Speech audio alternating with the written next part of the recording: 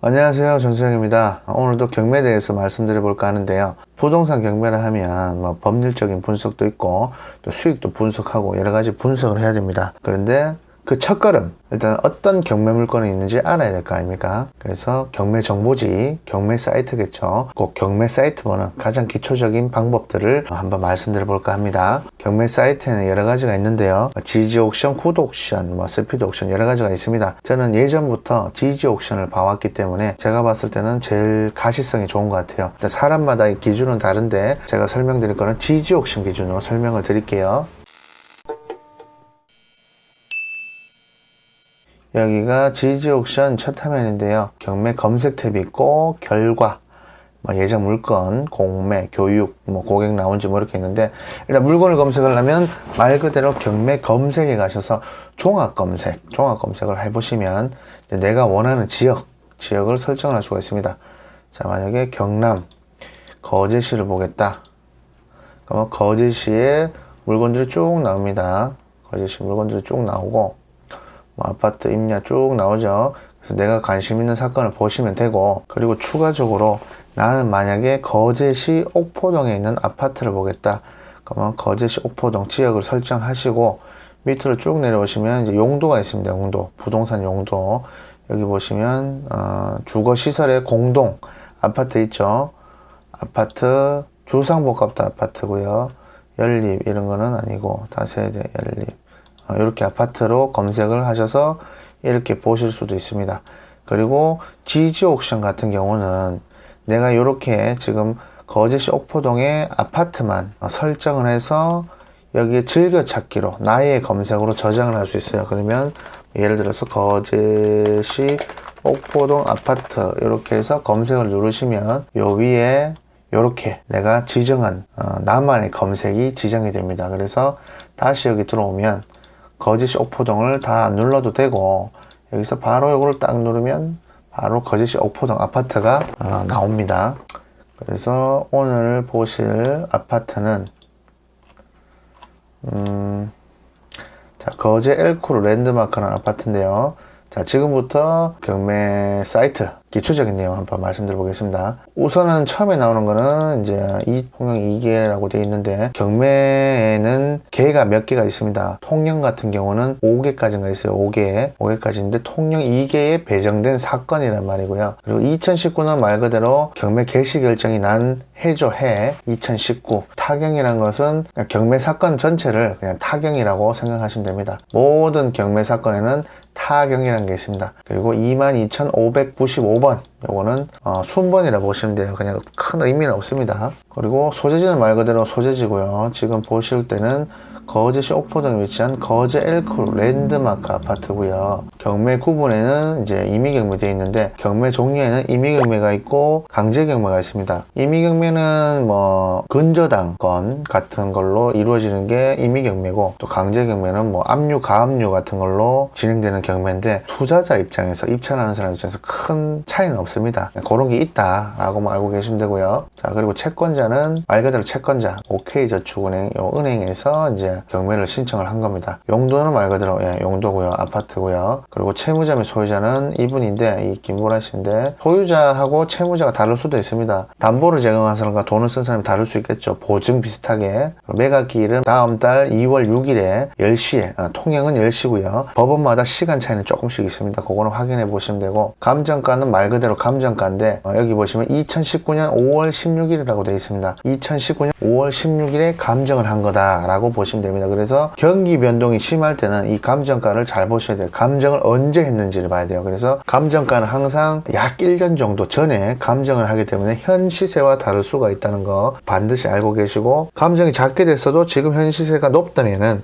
최초 1차에도 들어갈 수 있겠죠. 감정가는 현 시세가 아니다 라는 거 반드시 알고 계시고, 그리고 청구액은 3억 700만 원을 청구를 했는데 OK저축은행이 이제 청구를 한 거죠. 최저가는 이 아파트 같은 경우는 한 번 유찰이 됐습니다. 한 번 유찰이 돼서 최초 감정가에서 20% 저감이 돼서 2억 2,880부터 시작을 한다 보시면 돼요. 그리고 이 80%란 건 감정가 대비 현재 20%가 저감이 돼서 80%로 진행을 한다는 겁니다. 저감률은 이거는 지역마다 다른데 경남 거제시 같은 경우, 통영 법원 같은 경우는 20%를 적용하는데 어떤 데는 30% 적용하는 데도 있습니다. 그거 참고하시면 되고요. 그리고 입찰보증금은 최저가의 10%입니다. 이거는 수표로 준비해 주시는 게 좋습니다. 만약에 5만원짜리면 좀 나올 수 있는데 만원짜리로 만약에 준비하셨다 그러면 봉투에도 들어가기도 어렵고 그 봉투에는 입찰 봉투도 그 입찰함에 넣기가 어려울 수가 있습니다. 반드시 수표로 준비를 해 주시고요. 자, 토지 면적은 9.3평. 토지 면적이 좀 작죠. 아파트 같은 경우는 이 토지를 대지권이라 합니다.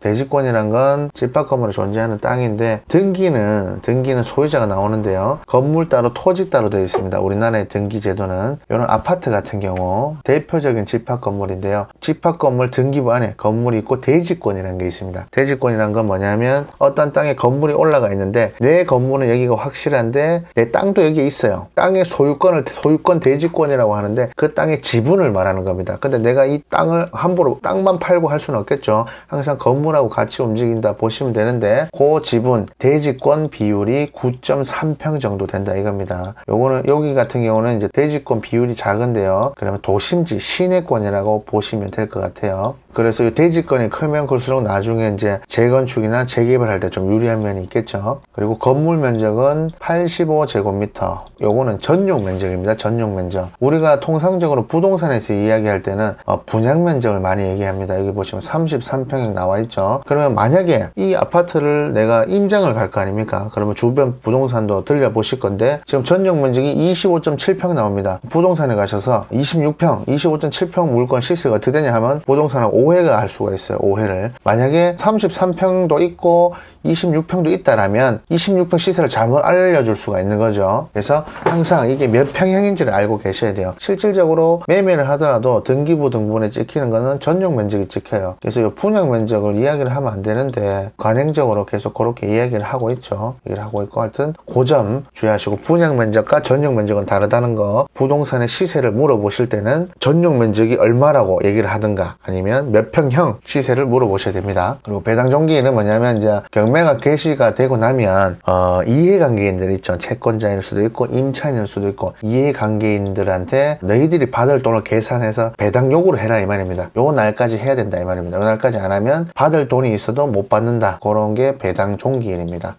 그리고 이제 지지옥션 같은 경우에는 요 관리비 미납 부분도 체크를 해주는데요. 2019년 12월 18일 현재 확인을 해보니까 2019년 10월분까지 미납이 없다 이렇게 확인이 된 거고요. 그 옆에 이제 관리사무소 주소도 나와 있죠. 그런데 통상적으로 여러분들께서 아파트나 상가 같은 물건을 보시면 관리비가 미납된 경우가 대부분 있습니다. 뭐 적게는 몇백만 원에서 많게는 수천만 원 있는 경우도 있는데요. 경매에 조금 관심 있는 분이라면 얼핏 들었을 거예요. 아마 대법원 판례에 의하면 낙찰자는 공용 부분만 납부를 하면 된다. 그래서 자신 있게 공용 부분을 확인해 보니까 얼마가 안 되더라. 아파트나 상가를 낙찰받고 관리사무실에 가시겠죠. 관리사무실에 가셔서 대법원 판례를 보여주면서 또는 법에 이렇게 나와 있는데요 라고 하면서 공용 부분만 내겠다 하면 관리사무실에서는 안 된다고 할 겁니다. 안 된다, 다 내라고 할 겁니다. 원칙대로 따진다면 공용 부분만 내는 게 맞습니다. 근데 현실적으로는 낙찰자가 다 부담하는 경우가 대부분입니다. 만약에 공용 부분만 관리비를 내려고 하면 관리실하고 싸워야 됩니다. 어떻게 싸웁니까? 치고받고 싸울 겁니까? 법으로 싸우는 수밖에 없어요. 그러면 그 소송 비용이라든가 그 시간이라든가 이런저런 기회비용들이 많이 날아가겠죠. 그렇기 때문에 통상적으로 관리실에서도 이렇게 얘기를 할 겁니다. 일단은 내시고 정 안 내키면 소송을 하시라고 할 건데 관리실하고 싸워가지고 좋을 게 전혀 없습니다. 뭐 명도하기도 어려울 거고 또 나중에 입주하기도 어려울 거고요. 그렇기 때문에 대법원 판례 FM대로라면 공용 관리비만 내는 게 맞는데 낙찰자가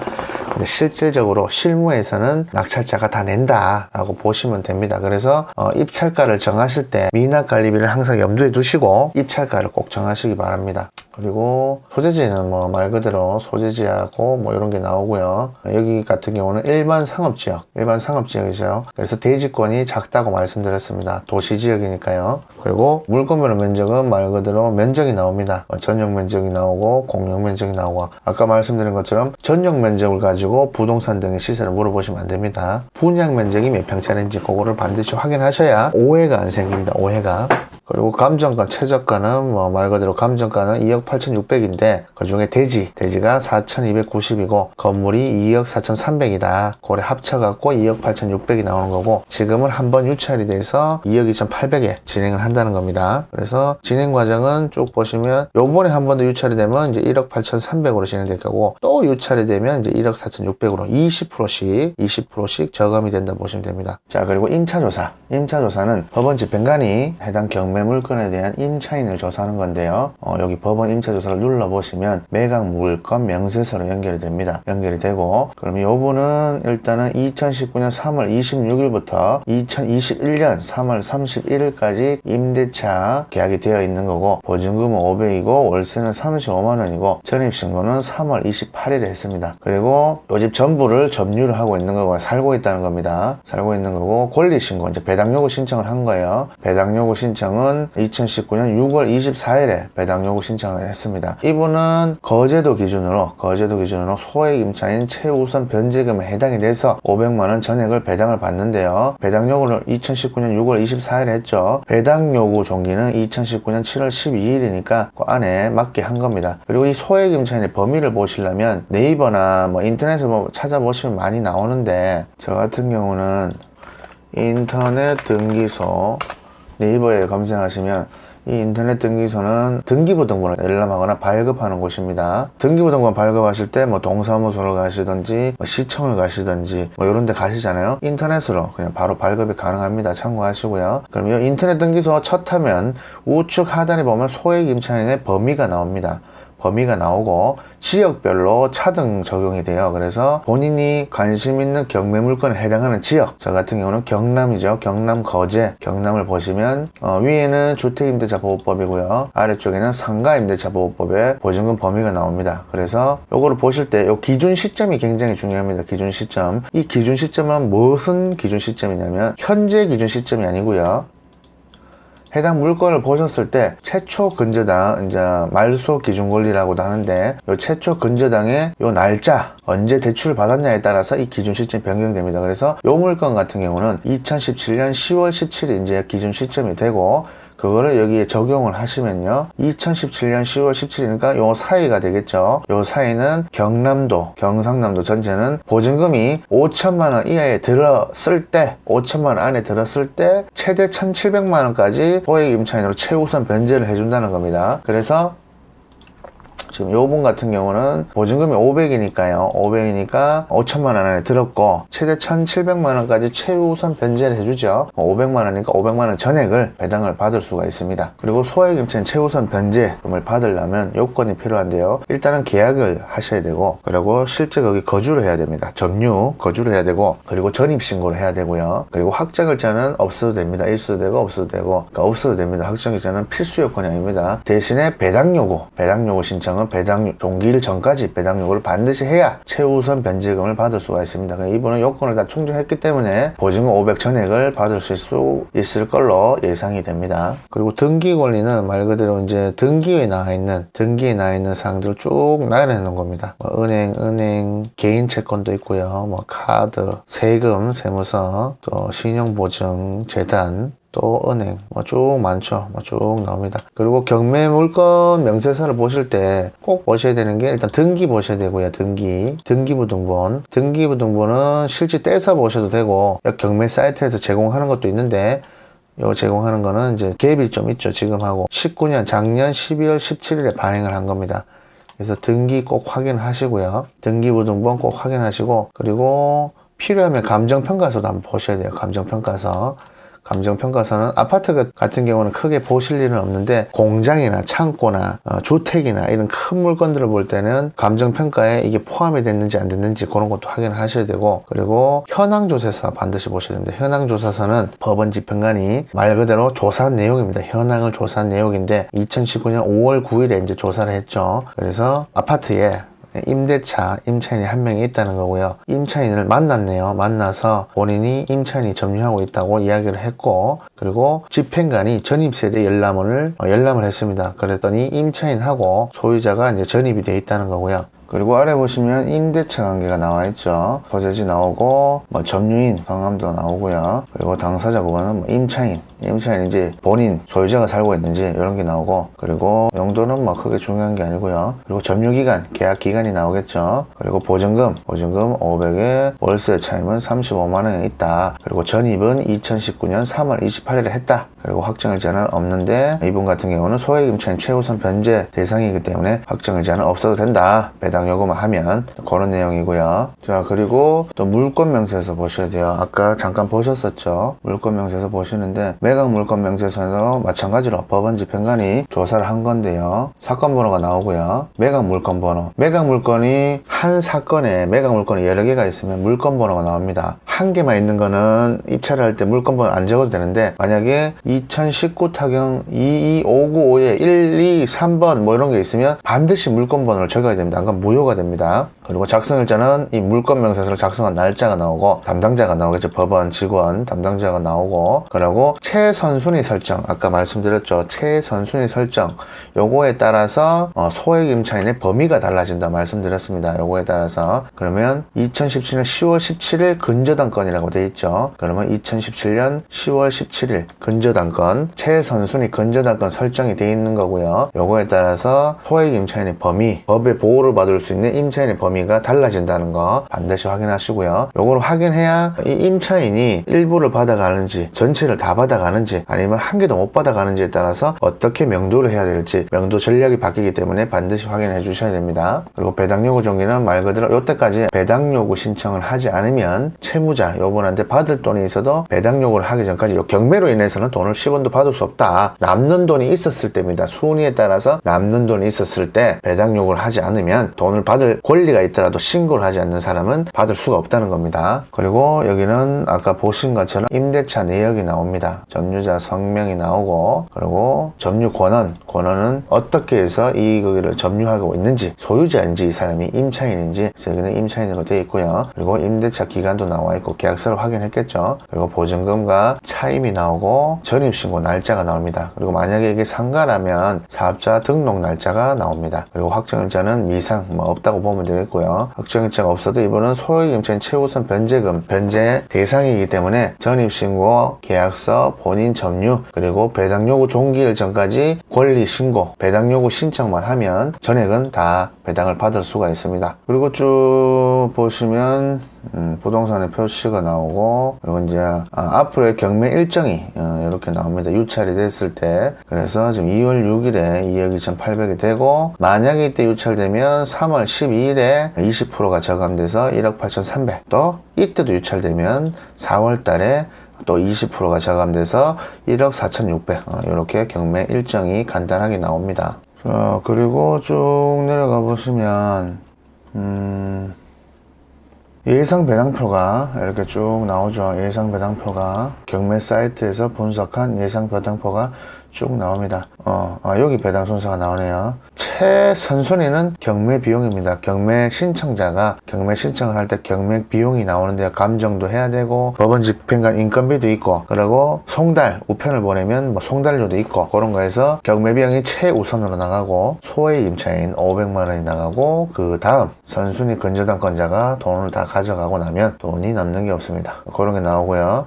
그리고는 뭐 크게 중요한 게 없는데, 여기 보시면 예상 명도 비용, 요거는 이제 말 그대로 예상 명도 비용인데, 경매 물건에 낙찰을 받고 나서 임차인이 살고 있든 소유자가 살고 있든, 만약에 이제 협의가 돼서 대화로 풀면 제일 좋은데, 그런 협의가 안 됐을 경우에는 강제 집행을 해야 됩니다. 강제 집행을 해야 되는데, 강제 집행을 해도 돈이 들어갑니다. 건물 평수에 따라서, 또 층에 따라서, 또 엘리베이터가 있고 없고에 따라서 그런 비용이 나오는데, 그런 비용을 예상 명도 비용을 참고하시라고 이렇게 나오고요. 그리고 대출 가능 금액도 이렇게 나옵니다. 나오고, 그 외에는 크게 특별한 건 없습니다. 그리고 KB 부동산에서 제공하는 매매 상한가, 하한가, 그리고 평균, 그리고 전세도 상한가, 하한가, 이런 거 참고하시라고 나오고, 그리고 인근 경매 물건도 나오는데 큰 도움은 안 됐던 것 같아요. 제가 봤을 때 매각 사례도 아파트가 워낙 다양하기 때문에 큰 도움은 안 될 것 같습니다. 그리고 뭐 특별한 게 없고, 그리고 담당 경매계 전화번호가 나오고요. 그리고 입찰 시간이 나옵니다. 입찰 시간은 10시부터 11시 20분 되어 있는데, 통영법원 같은 같은 경우는 10시 40분인가 30분부터 입찰을 시작을 해서 11시 20분에 마감을 합니다. 참고하시고요. 그리고 법원 1층에 제1은행이 있습니다. 제1은행이 있는 것도 참고하시고, 그리고 요 물건 관할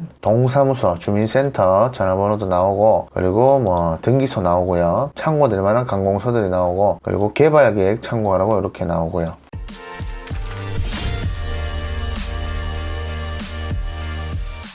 네, 이 정도로 경매정보지 보는 건 마치고, 또 경매 사이트를 보실 때 한 가지 마지막으로, 지금 경매 사건도 궁금하시겠지만 지난 경매 사건이 또 궁금하실 수가 있어요. 그러면 예전 경매 결과를 보고 싶다, 그러면 경매 결과에 가서 봐도 되지만 지지 옥션 같은 경우는 법원 개별로 날짜별로 이렇게 나와요. 그래서 보기가 어려워요. 그래서 그렇게 보지 마시고 다시 종합 검색으로 들어가셔서 기간을 설정하세요.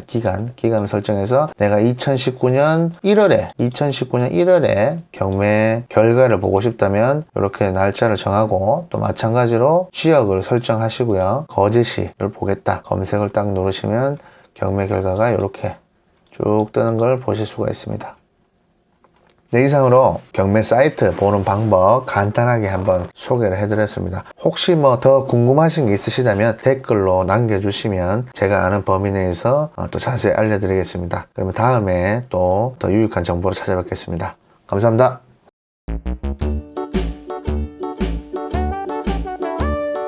Hickory dickory